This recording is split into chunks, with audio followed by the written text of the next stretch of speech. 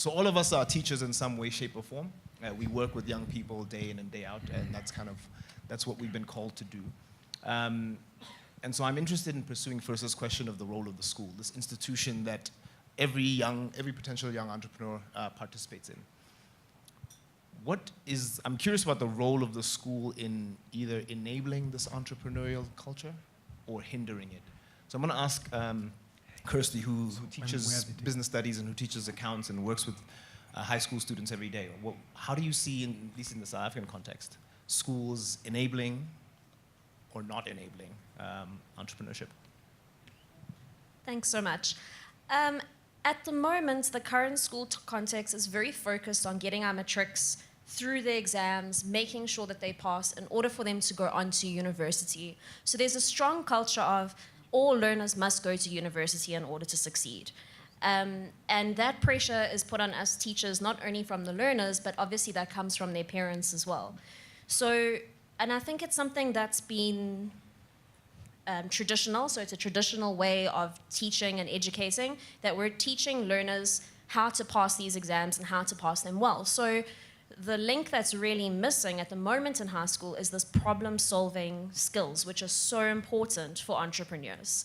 I know there's a few new schools and a few new organizations who are trying to actually change their curriculum and bring this in. But if we look at this traditional South African curriculum and the matric that our learners currently write, that is what we are trying to do, trying to get them all to go to university.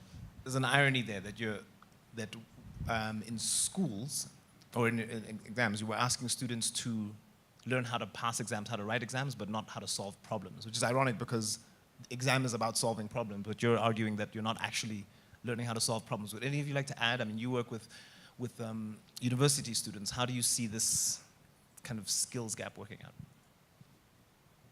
out? So when we talk about problem solving, right, it's different from solving problems, exam problems, right? So problem solving, problems around your community, what role are you playing in trying to bring solutions to those problems? And whether in high school, in the tertiary sector, education sector, having these skills imbibed in students is very important if we are going to solve the problems in Africa, right? Every student seeing themselves as a player in that space and how they can contribute towards that. Robert, do you want to chime in? Because I know that you, at your organization, you are particularly focused on the practical education. You recognize that there's a skills gap when kids come from traditional schools and they come to your program. Do you want to just chime in and say how you address that problem-solving dimension? Look, for us, it's very, like you just said, it's practical. So a child would, or let's say a parent would inquire to have their kid join our academy. So we literally spend 2 hours with a kid. So that 2 hours is spent on identifying a problem. And then we send the kid out to go and solve that problem. When you come back to us, you come and tell us what challenges you might have come across, and we then sit down with you. That's when we offer mentorship. Then we then sit down with you and you explain to us, okay, what would you have done better? And we found out that with kids having to do that, it's easier for them to provide solutions for themselves. You know, when you create a platform and say, hey, look, you need to, this is the guidance that we're giving you, and then the kid would then come back and say, hey, look, I struggle with 1, 2, 3, and then you tell them, hey, how did it go wrong? And then they end up providing solutions for them. That's the part where we add critical thinking. And that's how they end up being creative and stuff. So, yeah. So I think in schools, we would love to institute that program. We really would. And I'm speaking on behalf of educators here, but it would be fantastic to be able to give them that time and that space to be able to do that process. But our syllabus is already so full, and trying to then fit that program in is very, very difficult.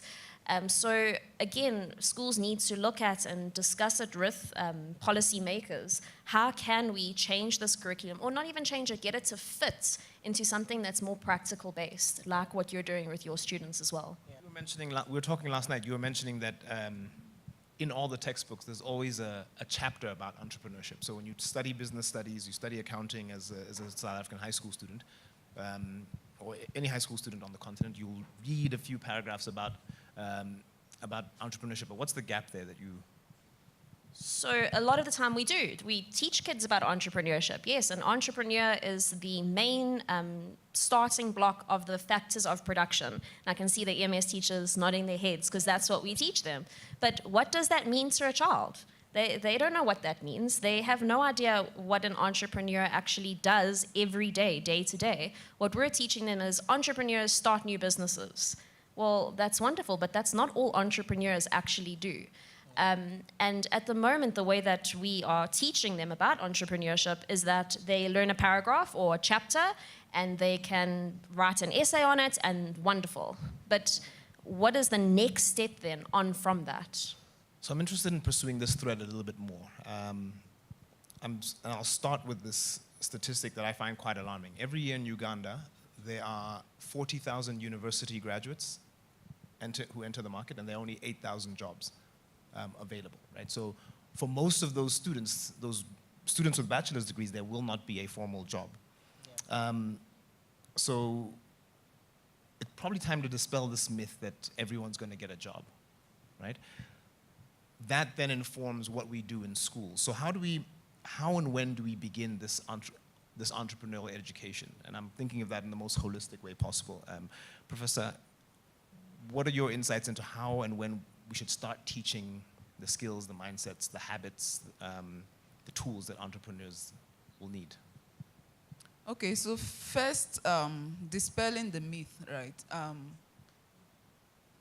I would say, in trying to advocate for how the current system is not working, right, we should use the data, right? The data speak for themselves. So every year, a lot of students go into universities, graduate, and then they are not getting the jobs, right? Using this to ask the stakeholders like policymakers, what are we doing, right, in order to change the status quo? We can't keep doing things the same way and expecting different results, right? If you're supporting entrepreneurship, how are you supporting entrepreneurship? Are the strategies you've put in place, are they viable? Now, coming to the stimulating entrepreneurship, I currently work with mostly freshmen, but coming here and seeing amazing things that people like robots are doing, I think that as early as possible, right, trying to achieve that mindset shift is very important, right? Stimulating that shift in mindset in the kids, that so that when they go to school, they don't go to school with the mindset that they have to get a job when they finish school. But looking at the possibility of how many jobs can they create. And for those of them that feel that they might not be job creators, right, being the right fit employees that are resourceful, which means that they have to have problem-solving skills, and they have to be resourceful in the organizations that they work for. So entrepreneurs are not just hiring based on degrees, but based on what employees bring to the table. And that would be it would be very good if students are trained to have these relevant skills.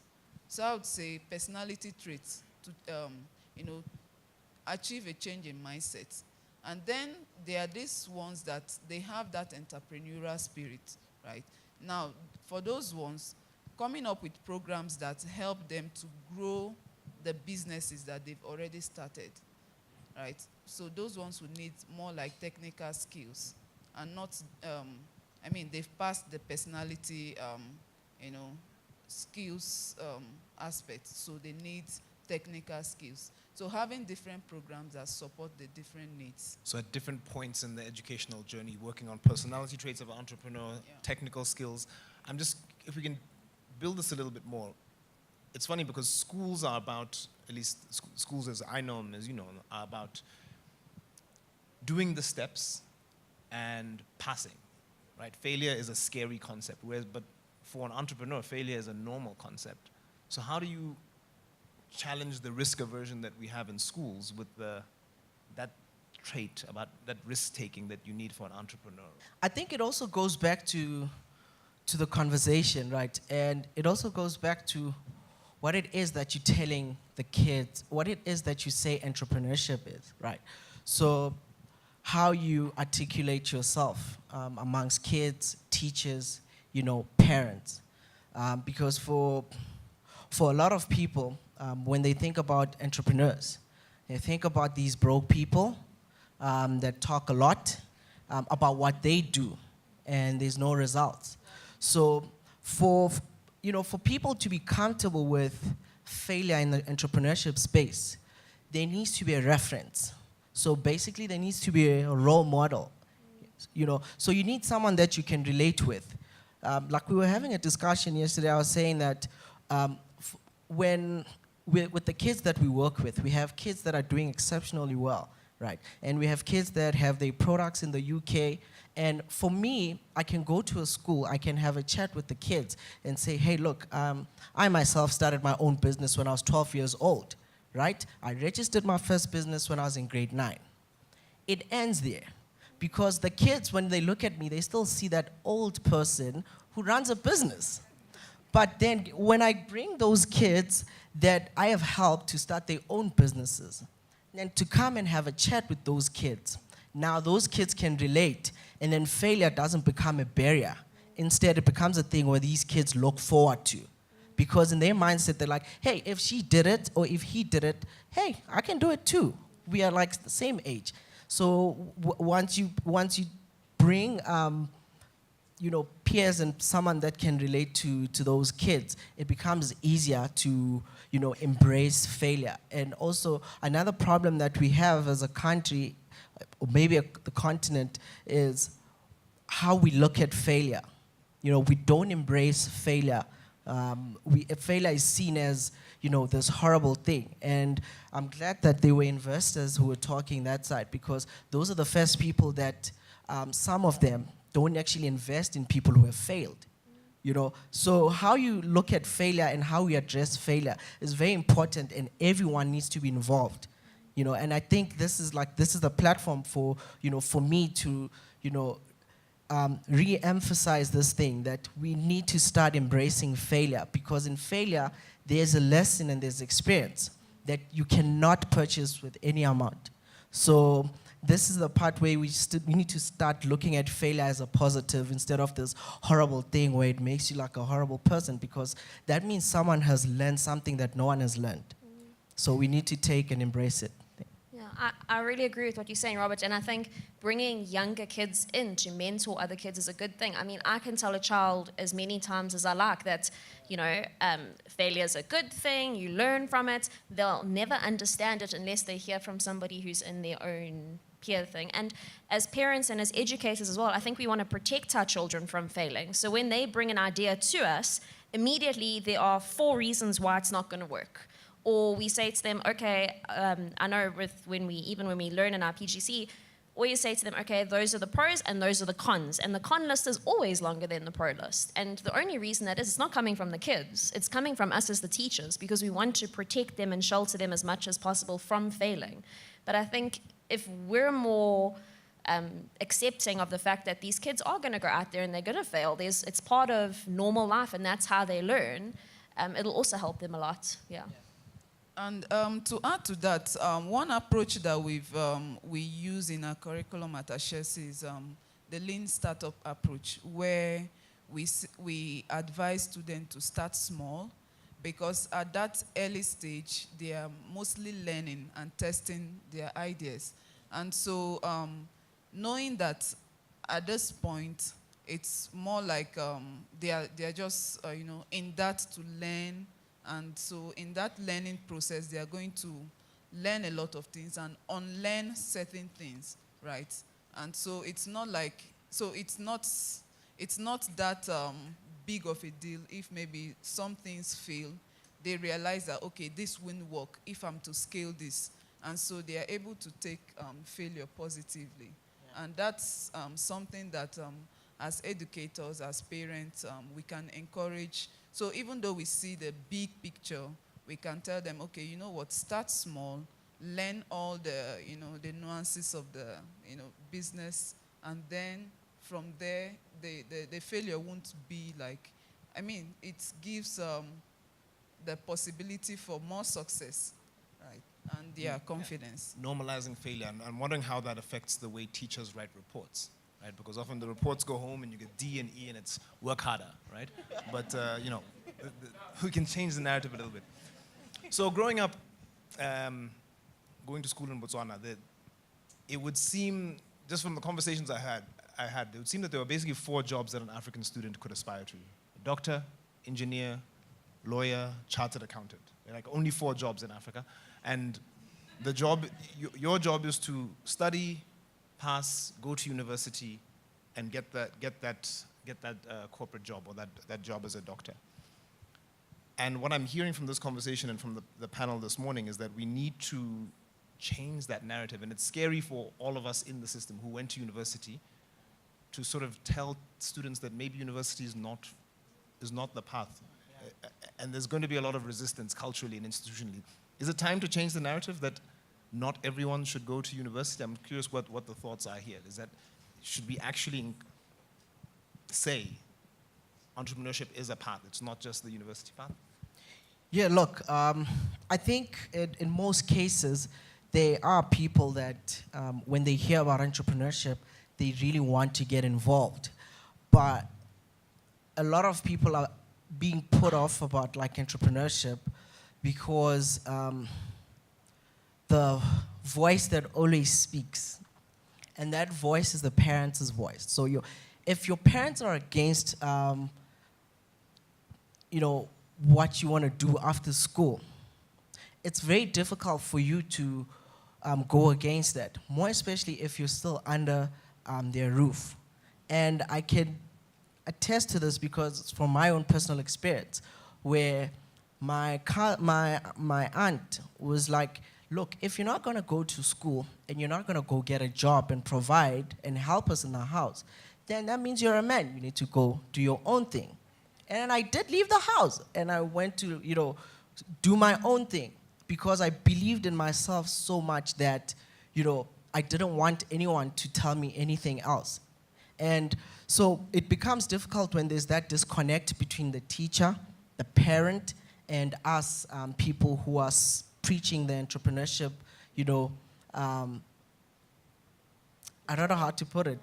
Yeah, like the entrepreneurship prospect. Yeah, gospel, yes, that's the word I'm looking for. So it becomes very difficult. So unless if we start collaborating, we have entrepreneurial, if you have an entrepreneurial child and there's a parent that has a child who would like to, be an entrepreneur, you partner those 2 parents, the one that has embraced entrepreneurship and the one that has a child that wants to be an entrepreneur, and say, hey, you go be the support system to this parent, and we build that network and that platform so that for parents that don't know anything about entrepreneurship, it doesn't become something foreign or something that is far-fetched, something that will make you so uncomfortable that you spend so much money paying for your child's education, and here they want to be entrepreneurs, and those people are broke, So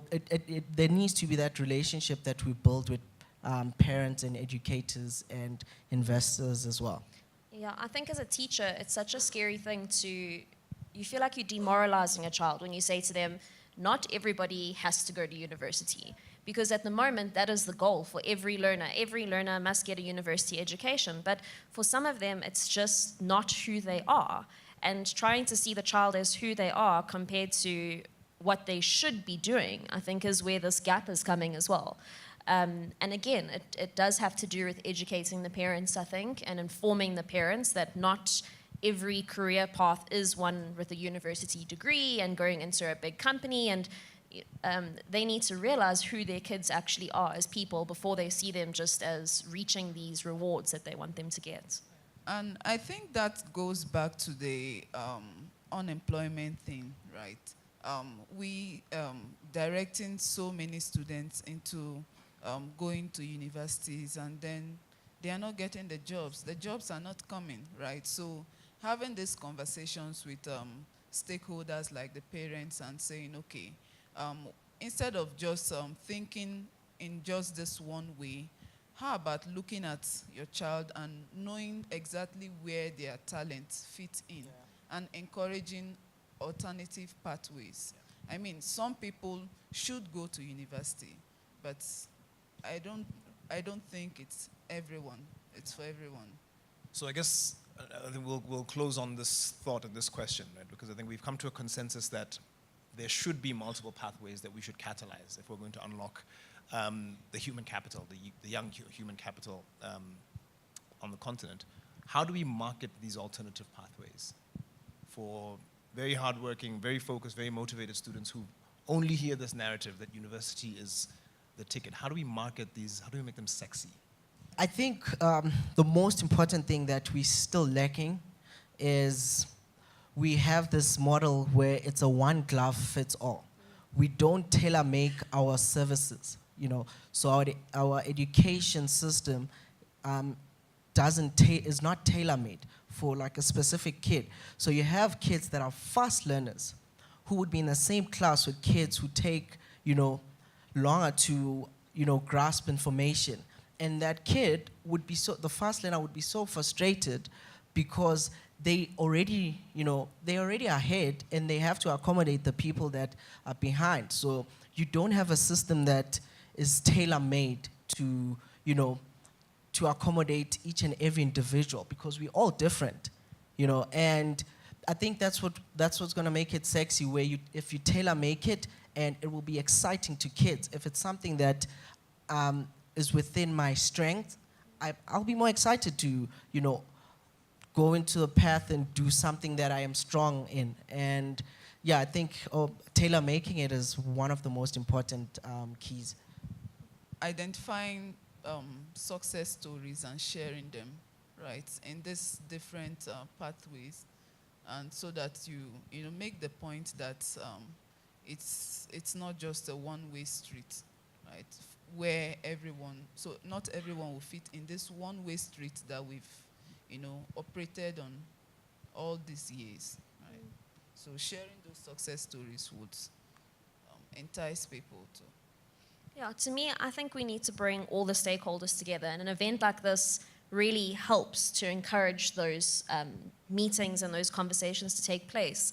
And perhaps inviting parents from schools, even if it's a small group of parents who come to an event like this, listen to the entrepreneurs, see these people who are really working hard at providing employment for other people and changing the way that our country works, and having them go back and report to other parents and sharing their experience might also help. So bringing these stakeholders together that we've identified where we actually need to make that change and where it needs to start, I think that would be an important place to start.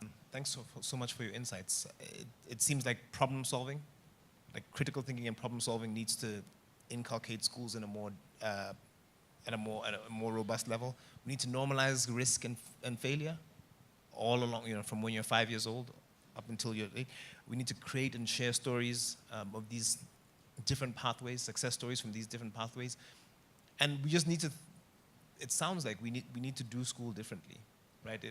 The economy, school still looks and feels the same, but the economy that students are entering is fundamentally changing. And so we're shooting ourselves in the foot if we're not rethinking how we teach and how we organize schools. So on that note, Robert and Kwame and Kirsty, thank you so much for your time and your insights this morning. Thank you very much for your attention, audience. Jesse, I'll hand it over to you.